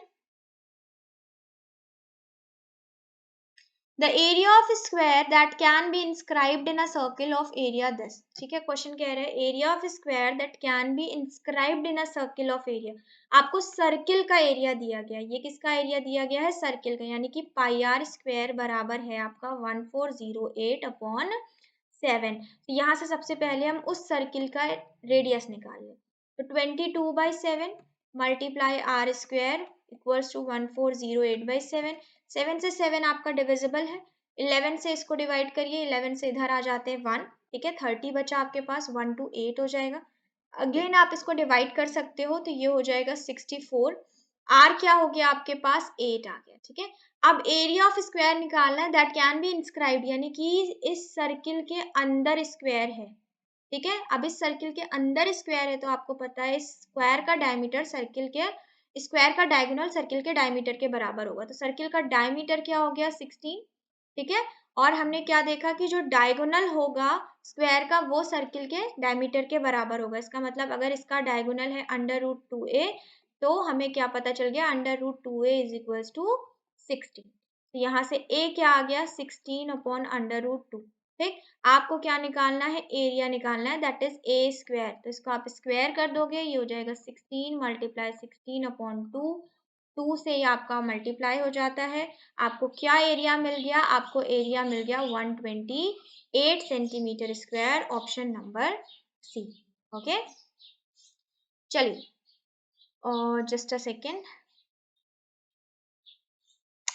यस करेक्ट है मेरा मल्टीप्लीकेशन। मुझे लग रहा था गलत हो रहा है कुछ। चलिए ठीक है, चलिए देखते हैं next question 29। If A B and C are the vertices of the triangle then A B C. ये कैसा ट्रायंगल है, आप देखिए ट्रायंगल का टाइप बताने के लिए तो हमें उसकी डायमेंशन पता होगी, तभी हम उसका टाइप क्लियर कर सकते हैं। तो सबसे पहले एक रफ ट्रायंगल ड्रॉ कर लेते हैं ए बी सी। ठीक है, ये है आपका 4 - 2, बी है आपका 7 - 2 और सी है आपका 7 9। ठीक, अब इनका हम निकाल लेते हैं क्या, अब इनकी हम निकाल लेते हैं आपका डिस्टेंस। ठीक, चलिए ए बी की डिस्टेंस निकाल लीजिए सबसे पहले। ए बी की डिस्टेंस निकालते हैं, तो ये हो जाएगा √7 - 4, 3 का स्क्वायर यानी कि 9, प्लस -2 का स्क्वायर, ये हो जाएगा 0। ठीक, सो यहाँ से आपका आया ए बी 3। देन आप आ जाओ बी सी पे। ठीक है, बी सी का निकालते हो तो 7 - 7 0 हो जाएगा, ये हो जाएगा -2 - 9 क्या हो जाता है 11 का स्क्वायर। ठीक है, सो ये आ गया आपका 11। सी ए पे आ जाओ या A C whatever you want to say. 7 - 4 3 का स्क्वायर, ये हो जाएगा 9। ठीक है, 9 - 2 नहीं, 9 - 2 माइनस हो जाएगा प्लस हो जाएगा, यानी कि 11 का स्क्वायर। ठीक, ये हो जाएगा 121, ये आपका आ गया 130 विद इन √। ठीक, अब आप क्या देख रहे हो, तीनों ही जो साइड्स आ रही हैं वो डिफरेंट आ रही है। ठीक, सो ये कैसा ट्रायंगल होगा, ये तीनों स्केलन ट्रायंगल हो सकते हैं, लेकिन क्या यहाँ स्केलन का ऑप्शन है, ये स्केलन का ऑप्शन नहीं है। ठीक, इक्विलेटरल हो नहीं सकता, आइसोसेलेस हो नहीं सकता, बिकॉज दो साइड भी इक्वल नहीं है, तीनों तो इक्वल है ही नहीं। अब आपके पास दो ऑप्शन बचते हैं, एक होता है राइट एंगल ट्रायंगल। चलो हम चेक कर लेते हैं क्या राइट एंगल ट्रायंगल बन सकता है ये। ठीक है, अगर हम एज्यूम कर ले कि सी ए आपका हाइपोटेन्यूज है, तो C A square is equal to A B square plus B C square. ठीक, चेक कर लेते हैं, ये हो जाएगा आपका 130। ठीक है, इधर यहाँ पे ए बी का स्क्वायर करेंगे 9, बी सी का स्क्वायर करेंगे 121 विच इज 130। इसका मतलब ये क्या कंडीशन फॉलो कर रहा है, ये फॉलो कर रहा है राइट एंगल ट्रायंगल की। इसका मतलब ये जो ऑप्शन सी होगा यहाँ पे वो करेक्ट है। ठीक, next, alpha beta zeros of the quadratic polynomial है इसके, तो के की वैल्यू निकालिए अगर आपको ये कंडीशन दी गई है। ठीक, तो सबसे पहले हम इसको कंपेयर करा लेंगे, तो हमें सम ऑफ द जीरोस क्या मिलेगा, k प्लस 6, और प्रोडक्ट ऑफ द जीरोस क्या मिलेगा 2 2k माइनस 1, ये मिल गया। अब पुट कर दो यहाँ पे इस इक्वेशन में, ठीक है। तो ये हो जाएगा k plus 6 is equals to half multiply two 2k minus 1, ठीक है। 2 से 2 आपका कैंसिल आउट हो गया। ये आप इसको थोड़ा सा सिंप्लीफाई कर लो, ये हो जाएगा 7 is equals to k। Which option? Option number B, k की वैल्यू ही पूछी गई है। नेक्स्ट क्वेश्चन पे आ जाते हैं। n is a natural number, तो ये किससे एंड होगा? ठीक, तो सबसे पहले n को मान लो 1। जब n को 1 माना तो ये हो गया 2, 5 प्लस 6, ठीक है, ये हो गया 22। अब हम मान लेते हैं n को 2। ऐसा जब करेंगे तो क्या मिलेगा? 25 प्लस 36, ठीक है, ये हो जाएगा आपका 2 मल्टीप्लाई सॉरी ऐड कर लीजिए, होगा 61, ये हो गया 122। लास्ट में 2 आ रहा है, यहाँ पे भी 2 आ रहा है। चाहो तो 3 से भी चेक कर लो, 4 से चेक कर लो, बट क्यों चेक करना जब यहीं से मिल गया हमें। तो आपका क्या है? ऑलवेज एंड विथ 2, यानी कि लास्ट ऑप्शन सही है, ठीक है। Next question, the line segment joining the points is divided by y axis। y axis उसको डिवाइड करिए। y axis अगर डिवाइड कर रही है तो x का कोऑर्डिनेट 0 होगा, y ही सिर्फ कुछ ना कुछ होगा, ठीक है। तो हम क्या करेंगे, x 0 हमें पता है, तो हम x कोऑर्डिनेट से डायरेक्ट इक्वेशन को इक्वेट करा देंगे। सबसे पहले मैं आपको लाइन ड्रॉ करके दिखा देती हूँ। ये है p -3 2, ठीक है, ये है q, क्या हो जाएगा 5 7। मान लेते हैं कोई कोऑर्डिनेट है, कोई लाइन सेगमेंट जो इसका कोऑर्डिनेट आपको पहले बोल देगा 0 y और k रेशियो 1 में डिवाइड कर। तो हम सिर्फ x का कोऑर्डिनेट ले रहे हैं, हम y का लेंगे ही नहीं। तो x का कोऑर्डिनेट क्या है? 0 है। सेक्शन फॉर्मूला लगा देते हैं। k मल्टीप्लाई 5 हो जाएगा 5k, 1 मल्टीप्लाई -3 हो जाएगा -3, और नीचे रेशियो में नीचे आपका डिनोमिनेटर में k प्लस 1। यहाँ से आपको क्या मिला? 5k is equals to 3। यहाँ से आपको k क्या मिल गया? 3/5। सो आपको रेशियो आ गया 3:5, विच is option number D. Okay, a cot theta plus b cosec theta is equals to p and b cot theta and this is equals to then p square minus q square की value निकालिए। Okay, चलिए यहाँ पे आ जाते हैं हम। सबसे पहले दोनों इक्वेशंस को ऐसे लिख लेते हैं, a cot theta plus b cosec theta is equals to P, ये आपको क्वेश्चन ने दिया हुआ है। दूसरी इक्वेशन आपको क्या दी है? B cot theta plus A cosec theta is equals to Q दिया हुआ है। ओके, अब मैंने आपको बताया हुआ है कि कभी भी जब वैल्यूज इंटरचेंज हो रही हो, ठीक है, जैसे देख रहे हो यहाँ ए के साथ कॉट है या बी के साथ, तो सबसे पहले एक बार आप इक्वेशन को क्या कर लो, ऐड कर लो, और दूसरी बार में एक बार इक्वेशन को क्या कर लो, सब्ट्रैक्ट कर लो।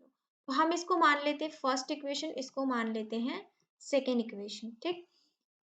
एक तो ये तरीका है। दूसरा तरीका ये है कि देख रहे हो आप यहाँ पे P square minus Q square की वैल्यू निकालनी है, तो आप पी का स्क्वायर कर लो, क्यू का स्क्वायर कर लो और दोनों का डिफरेंस निकाल लो। दूसरा तरीका वो भी है। मैं क्या करने वाली हूँ, मैं दूसरे तरीके से चलने वाली हूँ, ठीक है, बिकॉज मुझे ऐसा लग रहा है उससे ज़्यादा ईजिली निकलेगा। तो पी का स्क्वायर कर लेते हैं। पी का स्क्वायर यानी कि इसका स्क्वायर, इक्वेशन फर्स्ट का स्क्वायर, तो ये हो जाएगा A square cot square theta plus B square cosec square theta, ठीक है, plus 2ab cot theta, just a second, cot theta cosec theta. ये हो गया फर्स्ट। सब्ट्रैक्ट हमको करना है दूसरी इक्वेशन को, ठीक है, so minus within bracket. दूसरा का कर लेते हैं, B square cot square theta plus A square cosec square theta plus 2ab cot theta cosec theta, ठीक है।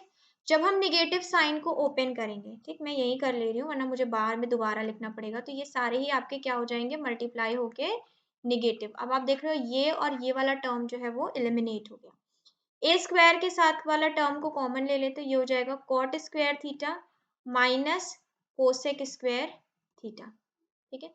बी वाले को ले लेते हैं, तो बी स्क्वायर कॉमन ले लें, तो cosec square theta minus cot square theta, बस आपके पास इतना ही बचा। अब आपको आइडेंटिटी याद आ रही होगी, आपने एक एक्सप्रेशन बची है, नॉट इक्वेशन। अब आपको पता है आइडेंटिटी क्या होती है? आइडेंटिटी होती है 1 plus cot square theta is equals to cosec square theta. तो यहाँ से cosec square theta minus cot square theta आपको क्या मिला? 1। अब यहाँ उल्टा लिखा हुआ है, तो इसका मतलब ये हो जाएगा -1 और ये हो जाएगा प्लस बी स्क्वायर मल्टीप्लाई 1। आपको क्या मिला? B square minus A square, which is option number B.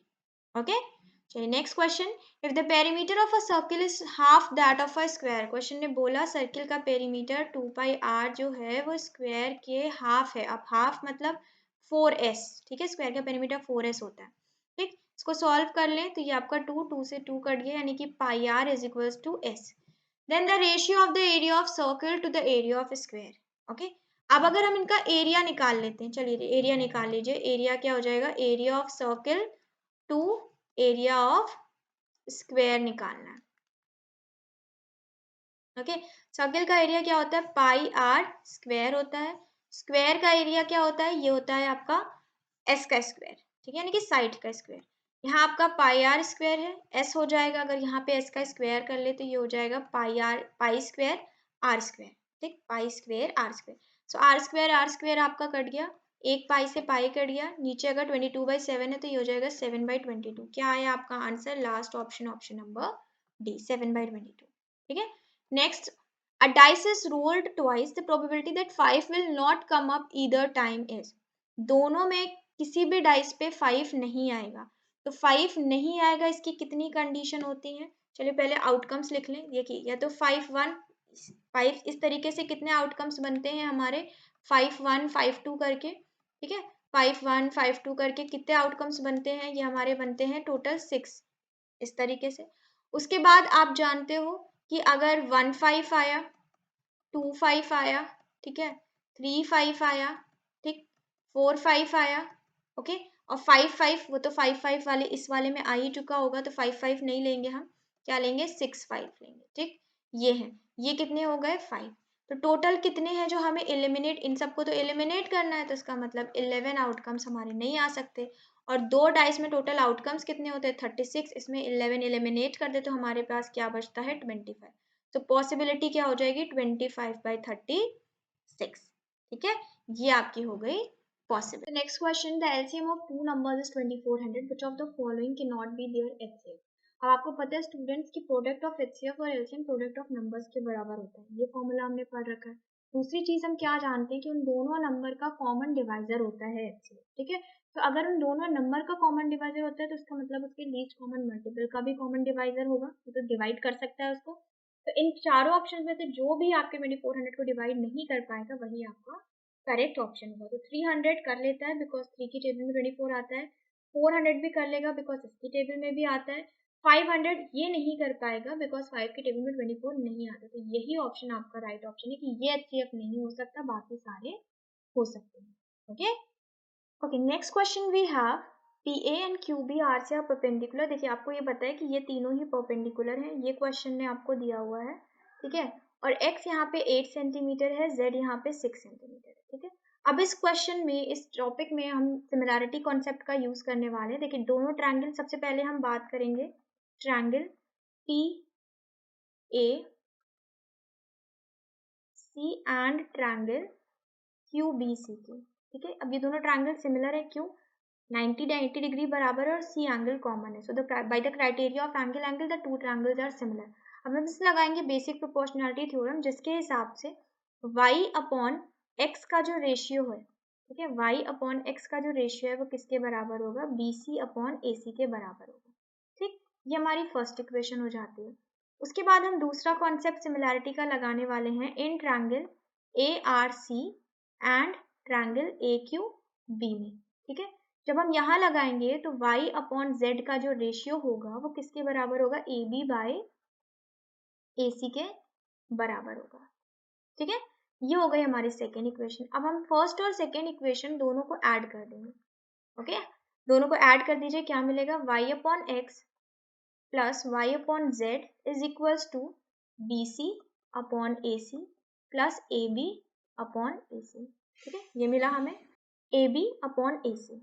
अब इसको थोड़ा सिंप्लीफाई करते हैं, यहाँ से आपको क्या मिला, y upon X plus Y upon Z is equals to, देखिए BC प्लस AB और BC मिलके क्या हो जाता है, AC हो जाता है, तो ये हो गया upon AC that is equals to क्या हो जाएगा, 1 के बराबर। ठीक है, अब हम वैल्यूज रख देते हैं, ये हो गया, y तो हमें निकालना ही है, x है आपका 8 और z क्या है 6 इज इक्वल्स टू 1। ठीक, इसको सिंप्लीफाई कर लेंगे, जब हम इसको सिंप्लीफाई करेंगे तो हमें y की वैल्यू मिलेगी 24/6। 7।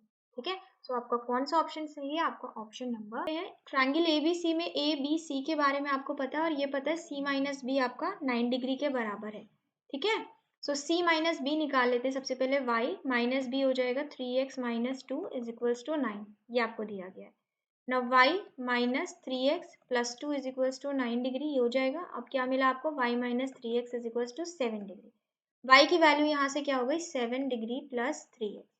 ठीक है, ये आपको मिल गया। सिर्फ फर्स्ट इक्वेशन कंसीडर कर लेते हैं। ABC तीनों ट्राइंगल के एंगल है, आपको पता है, तो इन तीनों का सम किसके बराबर होगा? 180 डिग्री के बराबर। तो ये हो जाएगा x degree plus 3x minus 2 degree plus y degree is equal to 180 degree. अब इस वैल्यू को हम उठा के इस इक्वेशन में पुट कर देंगे y की।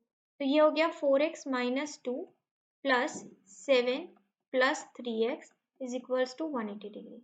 करेक्ट, ये हो जाएगा आपका 7x is equals to 180 minus 5 कितना होगा? 175 डिग्री। x यहाँ से क्या आ गया? 25 डिग्री। ठीक है, क्वेश्चन ने बोला ग्रेटेस्ट और स्मॉलेस्ट एंगल का सम निकालो। अब हमें क्या पता ग्रेटेस्ट कौन है? तो हमें ये पता है कि ये a है। ठीक है, चलिए b निकाल लेते हैं। सबसे पहले b क्या हो जाएगा? b बोल रहा है क्वेश्चन 3x माइनस 2 यानी कि 3x, 3 मल्टीप्लाई 25 हो जाएगा 75 माइनस 2 यानी कि 73 डिग्री। ओके, C क्या हो जाएगा? C हो जाएगा आपका y डिग्री के बराबर। y क्या हो जाएगा? यहाँ से निकाल लीजिए 7 प्लस 3 से मल्टीप्लाई कर दीजिए 25 को, आएगा आपका 75 यानी कि 82 डिग्री आ गया। ग्रेटेस्ट और स्मॉलेस्ट कौन है? ग्रेटेस्ट और स्मॉलेस्ट है a प्लस c। तो इसका आंसर क्या आ गया? इसका आंसर आ गया आपका 107 degree which is option number a। Okay, if sec theta plus tan theta is equals to p then tan theta। अब आप देख रहे हो इस क्वेश्चन में आपको tan theta की वैल्यू पूछी जा रही है और यहाँ पे आपको sec और tan दिया है। sec और tan के बीच में हम क्या जानते हैं? हम एक आइडेंटिटी के बारे में जानते हैं। क्या होती है identity? That 1 plus tan square theta is equals to sec square theta. इसी आइडेंटिटी का हम यहाँ पे यूज करने वाले। ठीक है, यहाँ से हम क्या करेंगे? किसी भी एक में आप कन्वर्ट कर लो। चलो मान लेते हैं सेक थीटा में हमने कन्वर्ट कर लिया कि सेक थीटा की वैल्यू क्या हो गई? p minus tan theta. ये हो गई आपकी सेक थीटा की वैल्यू। अब आप क्या करो? इस आइडेंटिटी में उठा के इसको रखो। ठीक है, बिकॉज इस आइडेंटिटी के बारे में हम जानते हैं।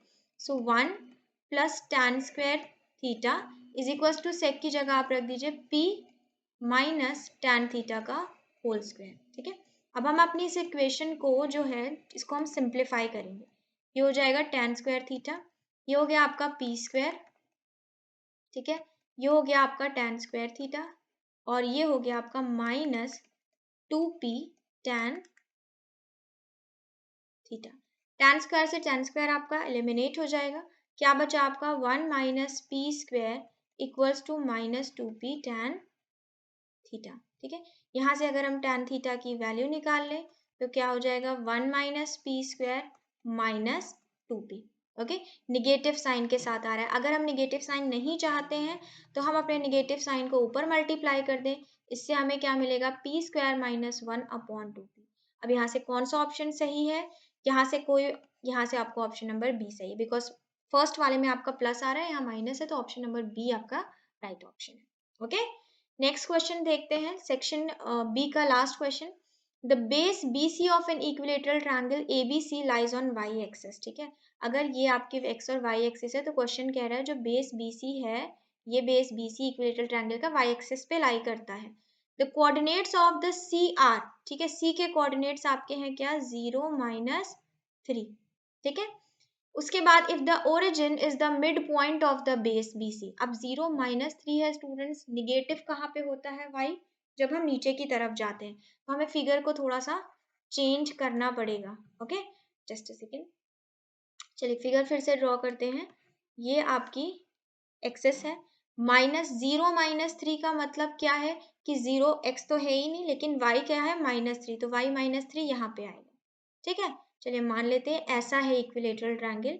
ये आपका है 0 - 3, तो अगर ये इक्विलेटरल है तो ये होगा आपका 0 3 और ये आपका यहाँ पे बराबर की ही डिस्टेंस होगी। ठीक है, तो इसको हम मान लेते हैं यहाँ पे आपका y एक्सिस नहीं होगा, तो ये होगा आपका 3 0।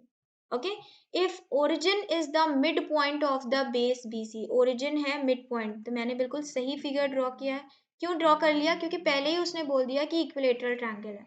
तो अब आप ए और बी के कोऑर्डिनेट्स बताओ। ए और बी के कोऑर्डिनेट्स भी मैंने आपको बता दिए। देखिए अगर ये बी सी था तो बी का कोऑर्डिनेट 0 3, एक ये ऑप्शन में 0 3 आ रहा है, ये ऑप्शन नहीं हो सकता 3 0 है, ये ऑप्शन नहीं हो सकता, ये ऑप्शन आपके पास हो सकता है, इन दो में से कोई ऑप्शन। देन आपका ए का कोऑर्डिनेट क्या होना चाहिए? ये होना चाहिए। ठीक है, अब ये मैंने अंदाजे से बताया 3 0, इट्स नॉट नेसेसरी। हमें क्या करेगा, ए का कोऑर्डिनेट हमें निकालना पड़ेगा। तो हम क्या मान लेते हैं कि यहाँ पे जो ए है आपका वो है x। ठीक है, y तो होगा नहीं, सिर्फ x होगा बिकॉज x एक्सिस है। ठीक, तो हमने a का कोऑर्डिनेट मान लिया x। अब इक्विलेटरल ट्रायंगल है तो सारी डिस्टेंस क्या हो जाएगी? बराबर हो जाएगी। सो यहाँ से आपको क्या मिला कि तीनों जो बिकॉज इक्विलेटरल ट्रायंगल है तो तीनों साइड्स बराबर होंगी। तो हमें क्या मिला? That A B is equals to B C is equals to C A. तो अभी हम किसको लेके चल रहे हैं? हम सिर्फ इन दोनों को लेके चल रहे हैं। तो ए बी की डिस्टेंस आपको क्या मिली? X square plus 9। B C की डिस्टेंस आपको क्या मिली? 36। स्क्वायर रूट से स्क्वायर रूट कैंसिल आउट हो गया तो एक्स स्क्वायर आपको क्या मिला? 27। अब x यहाँ से आपको क्या मिल जाएगा? यहाँ से x आपको मिलेगा 3√3 और स्क्वायर रूट है तो प्लस माइनस साइन ले लेंगे दोनों। ठीक है, सो आपको कोऑर्डिनेट क्या मिल गया? ये आपको मिला +-3√3 और ये हो जाएगा आपका y तो 0 ही है। ठीक है, सो इन दोनों में से अब कौन सा ऑप्शन आपके पास राइट है? इन दोनों में से आपका ऑप्शन सी आपके पास राइट ऑप्शन। ठीक है, सो ये था आपका लास्ट क्वेश्चन सेक्शन बी का।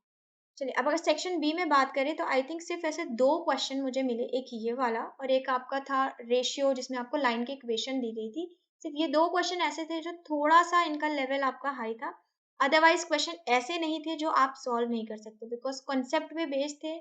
Nothing is out of the revised curriculum, सब कुछ आपके करिकुलम के अंदर का ही है। अब देखते हैं सेक्शन सी कैसा है। तो सेक्शन सी में आपके दो केस स्टडी थे जिसमें आपको 8 क्वेश्चन ओवरऑल अटेम्प्ट करने। फर्स्ट आपकी ये केस स्टडी है।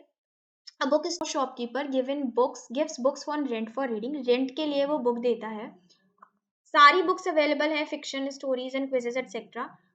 पहले 2 दिन का जो चार्ज है वो फिक्स रखता है। ठीक है, फिक्स चार्ज है पहले 2 दिन का, उसके बाद वो एडिशनल चार्ज लेता है। अब फिक्स चार्ज के लिए आपको बोला गया x रुपीज फिक्स्ड है, पर डे एडिशनल चार्ज जो है वो ₹y है। उस हिसाब से अमृता ने बुक 6 दिन के लिए रखी और उसको 22 रुपए पे किया, 22 रुपीज पे किया। और राधिका ने बुक 4 डेज के लिए रखी और उसने 16 रुपीज पे किया। तो फर्स्ट 2 डेज के लिए तो चार्ज फिक्स है, x रुपी दिया होगा।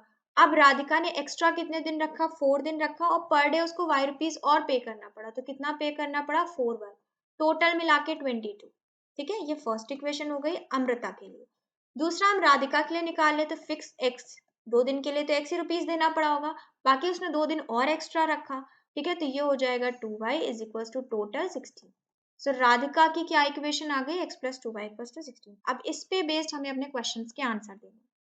फर्स्ट क्वेश्चन है, क्या अमाउंट राधिका ने पे किया उसे एल्जेब्रिकली रिप्रेजेंट करिए। तो हमने देखा राधिका ने कितना पे किया? x + 2y = 16, यानी कि ऑप्शन नंबर डी।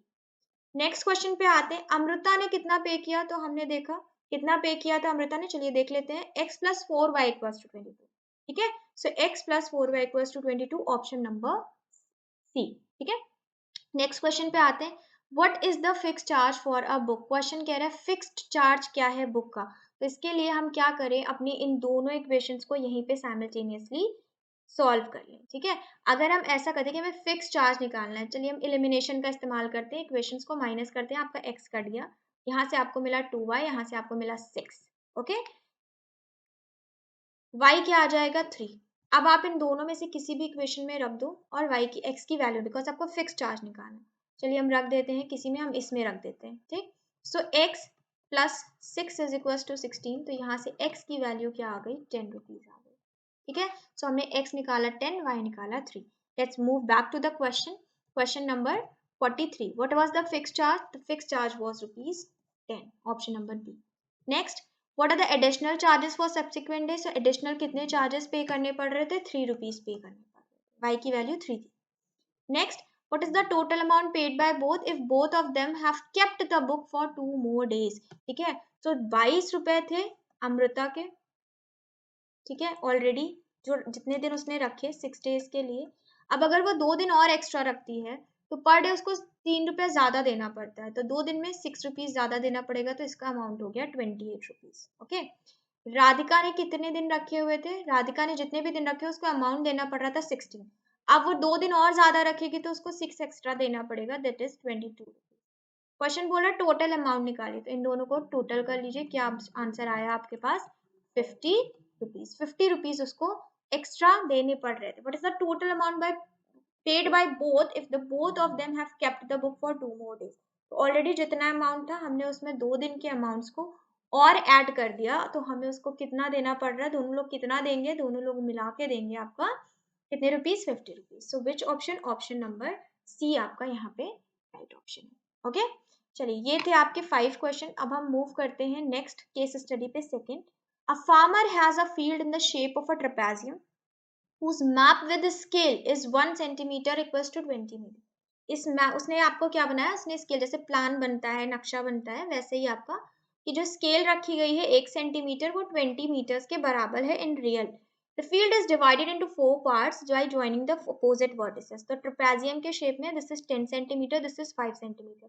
अगर आप यहीं पे कैलकुलेट करना चाहो तो रियल में जो फील्ड की लंबाई होगी, ये वाला ए बी होगा, वो कितना होगा? मल्टीप्लाई कर दीजिए 20 से, आपका आ गया 100 metre.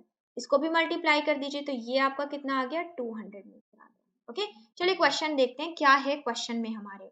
The two triangular regions AOB and COD are similar, criteria बताना है। चलिए AOB, ठीक है, एंड COD, इन दोनों ट्रायंगल्स की बात करी जा रही है, एक ये ट्रायंगल एक ये ट्रायंगल, ठीक है। चलिए अब यहाँ पे आप देख रहे हो ये दोनों एंगल्स अपोजिट हैं, इक्वल होंगे। दूसरा एंगल पैरेलल है तो ये एंगल इसके बराबर होगा, क्यों? Vertically opposite angle. सो दो एंगल अगर इक्वल हो गए तो क्राइटेरिया क्या हो जाएगा? एंगल एंगल का क्राइटेरिया हो जाएगा। सो हमें फर्स्ट क्वेश्चन में क्या मिला? They are similar by the criteria of angle angle. Okay, next question की तरफ चलते हैं। The ratio of the area of triangle AOB to the area of triangle COD, ठीक है, इनके एरिया का रेशियो निकालना है। किसका? ट्राइंगल AOB का ट्राइंगल COD से।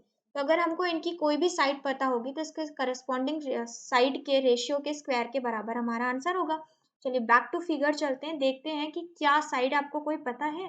ठीक, चलिए इसमें आ जाए AOB में तो हमें AB पता है 5, COD में आ जाए तो CD पता है 10, मतलब हमें पता है। ठीक, AB 5 है, CD 10 है। ओके, नेक्स्ट क्वेश्चन पे आ जाते हैं। तो यहाँ हमें पता था AB विच इज 5 का स्क्वायर, यहाँ पे हमें पता है CD विच इज 10 का स्क्वायर हो जाएगा। ठीक है, AB स्क्वायर CD स्क्वायर, इसका सॉल्व कर लीजिए, क्या हो जाएगा? 25/100। ओके, इसको डिवाइड कर लेते हैं तो आंसर क्या हो जाएगा? 1/4, that is option number B. Okay, the next question, if the ratio of perimeter triangle AOB to the perimeter this would have been 1/4, then इनमें से बताइए कौन सी बात सही है। ठीक है, अब आप देख रहे हो दोनों ही ट्रायंगल्स क्या हैं? सिमिलर हैं। तो जब ट्रायंगल सिमिलर होते हैं तो इनकी करस्पॉन्डिंग साइड्स का रेशियो भी बराबर होता है, प्लस इनके पेरीमीटर का रेशियो भी बराबर होता है। तो हम क्या लिख सकते हैं? हम लिख सकते हैं that perimeter of triangle AOB, ठीक है, टू ट्रायंगल COD, हमें पता है कि ये करस्पॉन्डिंग साइड्स के रेशियो के बराबर होता है, तो ये AB/CD के भी बराबर होगा, बिकॉज करस्पॉन्डिंग साइड्स ले रहे हैं, पैरेलल साइड्स। अब AOB और COD का रेशियो आपको यहाँ से दिया है 1/4, ठीक है, तो ये हो जाएगा आपका AB/CD के बराबर। यहाँ से आपको क्या मिला? That CD is equals to 4AB। Okay, so यहाँ से कौन सा ऑप्शन सही है? आपका ऑप्शन नंबर डी सही है। नेक्स्ट क्वेश्चन है 49 कि अगर दोनों ट्रायंगल्स हैं जिसमें आपको ये कंडीशन दी गई है, तो ये कंडीशन हमेशा सिमिलर ट्रायंगल में होती है, तो बताइए कौन सा ट्रायंगल किसके सिमिलर है। ठीक है, यहीं पे देखिएगा जो आपको रेशियो दिया है इसी से हमें पता चलेगा। देखिए यहाँ पे अगर हम इन दोनों को देखें, फर्स्ट टू को, तो यहाँ पे फर्स्ट न्यूमरेटर में कौन कॉमन है? A कॉमन है, और डिनोमिनेटर में कौन कॉमन है? B कॉमन है। ठीक, अब आ जाइए आप दूसरे वाले पे, इन दोनों पे। यहाँ पे कौन कॉमन है? D कॉमन है, ठीक है, सो D कॉमन। नीचे कौन कॉमन है? O कॉमन है, तो इसका मतलब D और O कॉमन हो गए। फिर अगर हम इन दोनों पे आ जाए, ठीक है, इन दोनों पे, तो यहाँ पे कौन कॉमन है? O कॉमन है, और यहाँ पे कौन कॉमन है? ठीक है, C कॉमन है। तो ये इसका मतलब हो गया कि triangle AOD is similar to triangle BCO, या ADO भी कह लो। अगर ADO कहोगे, ठीक है, मान लो हमने ट्रायंगल ADO कहा, ठीक है, फिर उस हिसाब से ये क्या हो जाएगा? B और D किसके सिमिलर है? O के, तो BOC हो जाएगा। ठीक, सो ADO BOC के बराबर नहीं है, ये ऑप्शन गलत हो जाएगा। अगर मान लीजिए किसी बच्चे ने ट्रायंगल ऐसे निकाला होगा, आपका ओ पहले आ जाता है, ठीक है? मान लीजिए जस्ट अ सेकेंड, आपने ओ पहले ले लिया, ओ ए डी कर लिया, ठीक है? अगर आपने ऐसा कर लिया तो फिर इसका जो सिमिलर ट्रायंगल होगा वो होगा सी, बी और ओ, ठीक? सो क्या अगर आपने ओ ए डी लिया है लाइक जैसे यहाँ पे, तो ओ बी सी है तो ये भी गलत हो रहा है। ये वाला देखिए ए ओ डी बी ओ सी, ये भी गलत हो रहा है। सो कौन सा ऑप्शन सही है आपके पास? खाली बी ऑप्शन सही है, ठीक है? लास्ट क्वेश्चन देखते हैं। If the ratio of the areas of the two similar triangles AOB and COD is 1:4, then which of the following statement is true, ठीक है? इनमें से कौन सा स्टेटमेंट ट्रू है? तो सबसे पहले स्टूडेंट सिमिलैरिटी के कॉन्सेप्ट को याद कर लेते हैं। उस चैप्टर में हमने क्या क्या चीजें पढ़ी थी कि कौन किसके बराबर होगा। तो हमने एरिया के बारे में क्या पढ़ा था कि करस्पॉन्डिंग साइड्स के रेशियो के स्क्वायर के बारे में बराबर होगा। और क्या पढ़ा था कि करस्पॉन्डिंग साइड्स के रेशियो बराबर होते हैं, उन्हीं के बराबर होता है पेरीमीटर का रेशियो, और हमने ये पढ़ा था कि उन्हीं के बराबर होता है हमारे एल्टीट्यूड का रेशियो, कि अगर ट्रायंगल में एल्टीट्यूड होगा, ठीक है, तो उसका रेशियो भी बराबर होगा। तो यहाँ पे फर्स्ट ऑप्शन में पेरीमीटर की बात कर रहे हैं। पेरीमीटर का रेशियो तो साइड के रेशियो के बराबर होता है। साइड का रेशियो है 5:10, ठीक है? तो 5:10 का हो जाएगा 1:2, 3:4 बोल रहा है, इसका मतलब ये गलत। दूसरा कह रहा है कि एल्टीट्यूड का रेशियो, तो 1:2 साइड का रेशियो इसी के बराबर एल्टीट्यूड का रेशियो होता है, तो इसका मतलब ऑप्शन नंबर बी आपका सही है। मीडियंस और एंगल बाइसेक्टर के बारे में हमने कोई प्रॉपर्टी नहीं पढ़ी है सिमिलैरिटी चैप्टर में, तो इन दोनों को हमें इंक्लूड ही नहीं करना है। हमें सेकेंड ऑप्शन अपना सही मिल गया, यही हमारा फाइनल ऑप्शन है। ओके, सो ये थे आज के 50 क्वेश्चंस जो आपके एग्जाम में आए थे। ओवरऑल जो पेपर का लेवल था वो बहुत ही मॉडरेट था। आई एम होपिंग कि अप्रोक्सीमेटली किसी के अगर 2-3 भी गलत होंगे, सो 45 should be the marks of everyone, ठीक है? 45 नहीं, बिकॉज 40 का ही पेपर था आपका, तो 35 आई एम होपिंग कि 35 से नीचे तो किसी के नहीं जाने चाहिए। सारे बच्चों के मोस्टली तो आपके सारे ही सही होने चाहिए। हाँ, एक दो क्वेश्चन थोड़ा सा लेवल डिफिकल्ट था, अदरवाइज पेपर बहुत अच्छा था। चलिए, let's wait for the result. I am hoping सबका रिजल्ट बहुत अच्छा आएगा। ओके, अब हम लोग नेक्स्ट सेशन में मिलते हैं, जो भी हमारा नेक्स्ट सेशन होगा, whether it is related to term 2 और एनीथिंग एल्स, ठीक है? Let's meet soon. Thank you and have a nice day.